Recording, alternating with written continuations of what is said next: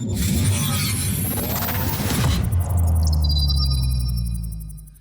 good people, how you doing? David Taub here with NextLevelGuitar.com. Hope all's going well, and I hope your guitar and musical journeys are going famously. Today I have a little lesson on my 7 best tips for buying guitars online. You know, there's some real pros and cons with buying instruments online, and I want to try to share some of my knowledge and experience with you, and hopefully these will help you in your online guitar buying experience. It's a very interesting subject because, you know, years and years ago, before, like when the internet was just kind of getting rolling, I always thought that it would be very difficult to buy guitars online because it basically, buying them online takes 2 things away from your abilities to be able to do that are so critical when buying a guitar. First, how does a guitar sound? Its tone, right? Unless there's a video of the person, the seller, playing the guitar, you really don't know. I mean, they all sound a little different. They're all cut from a different piece of wood. You can go listen to similar models, right, at a music store, or maybe watch videos of someone playing a similar model, but so much of that is, you know, the player putting his own playing style into it, right? So much about the tone, it comes from the hand and the heart, but you can get a general idea of it if there's a video. And the other thing is, it takes away is, how does a guitar feel? How does it feel in your hands? How does it play? How does it feel against your body, right? But with doing your research, you could really limit the risks, and I'm going to share how in this video. And of course, one of the big pros of buying guitars online is you have access to the world's largest selection, right at your fingertips. Because no store is going to be able to carry the unbelievable amount of guitar brands and boutique guitars there are out there. So the internet brings that kind of selection right into our homes. And if you could take a second, do me a big favor, please subscribe to the channel. You know, subscribing to the channel, that really helps to keep the content coming. And then you'll be notified when we have new lessons posted, right? Leave a comment below. Let me know how you like this video. How you like me not holding a guitar for once, right? If you have any questions, or let me know what videos you'd like to see coming up, what gear you'd like to see reviewed. And if you like the video, please click the like button. Give it a thumbs up, share it, and thank you so much for your support. These are in no particular order. We're just gonna list them out. When you're considering an internet guitar purchase, is ask questions. Ask the seller lots of questions, because oftentimes, even if in the description of the guitar, there's things that are left out. I don't think I've ever bought a guitar online, and I bought many guitars online and sold many.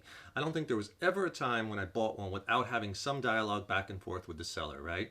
And here are some things that I find that is often left out. Many times the weight of the guitar is left out. And that's a very important thing. So you want to ask the seller, how much does the guitar weigh, right?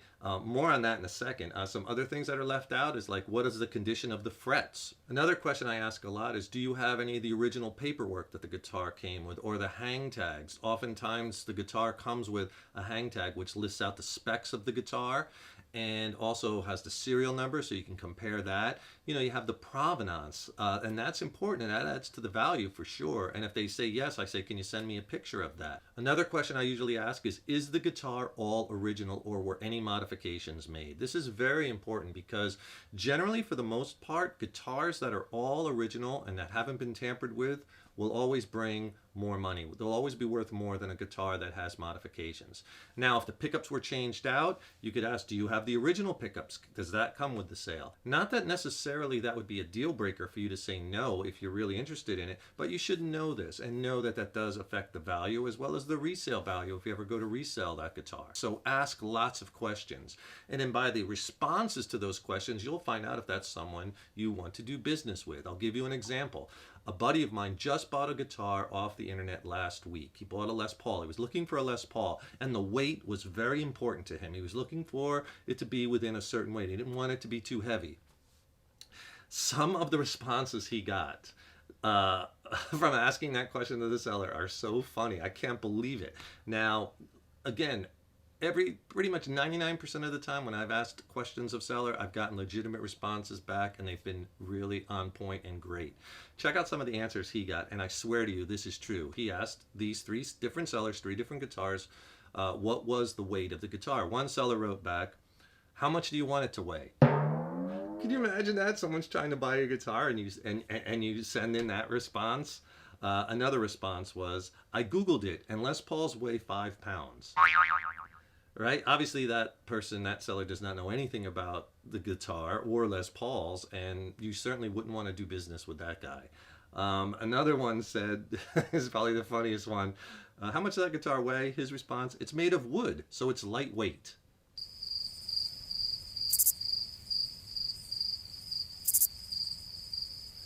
These answers are just baffling to me. So oftentimes by the responses you'll get, you'll know quickly if this person is serious, if they know what they're talking about, and is this someone I want to do business with. Secondly, pictures, photos. This is really, really important because obviously you're not going to be able to put your hands on the guitar. You only get to see it by pictures. So they should be high res, high quality photos from every angle. And oftentimes the seller takes pictures that are not that great. They're not all the angles. Oftentimes they do, but oftentimes not. So I would ask for more pictures, and not only ask for more pictures, but ask for them in different lighting. You know, it's best to have it taken in natural light, different angles, so you could see the top of the guitar. And this is especially important with flame top instruments. The pictures, the angle, the lighting makes all the difference. And sometimes a guitar, you'll see it in a picture and you'll get the guitar and it'll look totally different. Can you take the guitar outside and take some pictures? And again, the sellers are always very accommodating in my experience and very nice, and they'll do this. One time I actually had to send a guitar back. This was the only time I sent a guitar back. I bought a guitar off of a very reputable seller, and he was a really nice guy too. The picture was I wish I still had it. This was a while ago, but it was like a black gold, flamey top Paul Reed Smith guitar. The top in the picture looked awesome. It was just what I was looking for. It was that bright gold and yellow and all flamed out. It looked amazing. It looked like an amazing instrument. Anyway, I went back and forth with questions.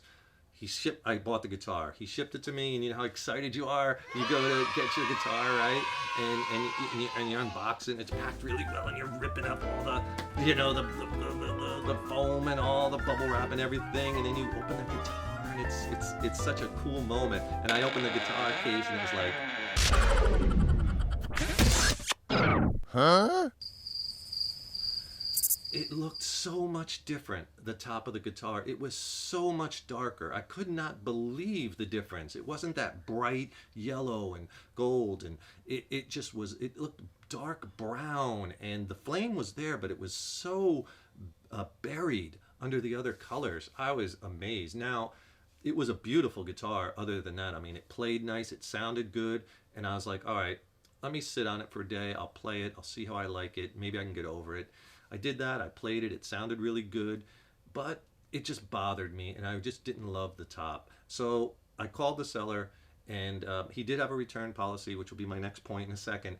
And he was a really nice guy about it too. And I really don't think he was trying to be deceptive with his pictures. I told him I feel really bad about it too. And he said, yeah, he goes, you know, under the lights in the studio where we take the pictures, sometimes it does look a little different. And it was just such a difference. I did pack that up and I sent it back. But my mistake was, two mistakes I made. One, I should have asked for a lot more photos at that time, and I didn't. Because I was just so excited about that guitar because it happened to be exactly what I was looking for, and I was looking for one like that for such a long time. It was very impulsive. My bad. Which leads me to the next point, is know the seller's return policy and read the fine print. This is critical. Oftentimes it's all sales final. That means you buy it, it's yours, there's no returns, that's it. So you have to be sure. Other times the seller will have a return policy. You can, if you know, a certain number of days, you check it out, you don't like it, you could send it back. But make sure you read the fine print. Find out, well, what about the shipping costs? Is there a restock fee, right? When I returned this guitar, right, I come to find out that he did have a restock fee. I think it was $50 or $100, which I had to pay, but I also had to pay for the shipping on the way back. So basically, you're paying for the shipping getting the guitar, right? Most times there's shipping costs to get the guitar. You return it, you're paying the shipping back, and on top of that, you're paying a restock fee. So 2 shipping fees and a restocking fee could be over $200, and you don't have the guitar. So you really want to be sure. But most of the time through my purchases, I've done really well. The other thing I do if I'm kind of on the fence and I'm not sure, but I really want the guitar, is I'll try to get it for a price that if I end up not liking it and I don't have a return policy, that I can turn around and sell it and get most of, if not all of my money back. And that's what happened to me another time. I bought another instrument and they didn't have a return policy. I was okay with that because I bought it at a price where I turned around and resold it and got my money back, so it was okay. Comedy break time. Let's take a quick comedy break. And today what I have for you is I have found, if you are a singer, you are in luck. Here is a picture of your dream pedal stomp box. Check it out.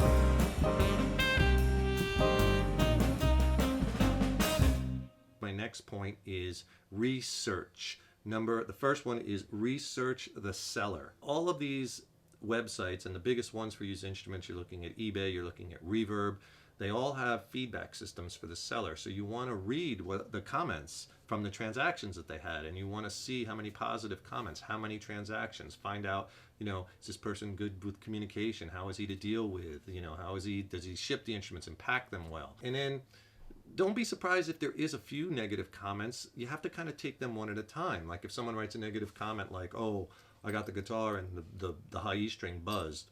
Well, oftentimes these guitars might have to travel thousands of miles to get to you through different climate zones, and it might be hot, it might be cold, they might come, the woods expand, contract, it might not come to you in perfect playing condition. You have to set it up. So that right there isn't a reason that would keep me away from the seller. If someone got the guitar and it wasn't packaged right and the neck was snapped off, or the headstock was snapped off, that's a different story, right? Because of negligence due to the packing. Next, you want to research the prices. And that's an easy thing to do, because if you know the model of the guitar, you can just do a search on Reverb and on eBay and find out about what they're going for new, what they're going for used, and see where this one lies in the spectrum. So that's very important to see what kind of value you get, especially if there's no return policy and you want to be able to resell it and get your money back. And if you want a free practice tool to get your lead guitar playing to the next level, I got something for you. I'll tell you what, click on the link in the YouTube description box below. I'll send you my free jam track coach.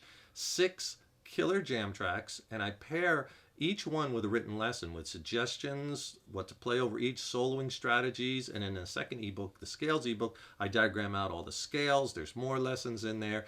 It's a great 1-2 punch. You get the jam tracks, you get the ebooks, and it'll really help you with your soloing and improvisation. Send them to you for free. Just click on that link below. And that kind of leads me to my next point, which is negotiate. Most of the time on Reverb and eBay, they have the make an offer button, where you can offer a price a little less than the asking price, and then you guys can negotiate back and forth. When you're doing that, you want to be careful not to lowball too much and then insult the seller, because then you might not get a response back. You want to be fair, but oftentimes I think many sellers do list the item for a little bit more than they think they're going to get, to leave a little bit of padding in there for the negotiation. So they can always say no, but you want to ask. And then my last point is to be realistic. Like I kind of mentioned before, your guitar might not, when you unbox it, it might not be in perfect playing condition, set up perfectly. It might have been set up to the previous player's preferences, which are not your preferences. So they might like the action high,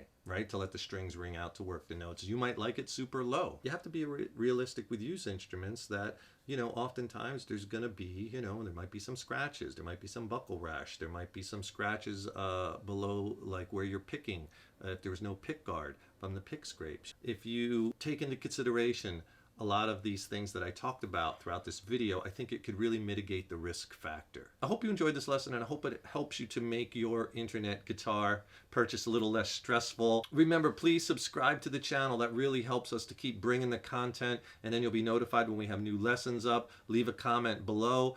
And also don't forget to click on that link below in the YouTube description box. I'll send you my free jam track coach. It's a killer practice tool, 6 jam tracks, 2 ebooks. Click on that link below for that.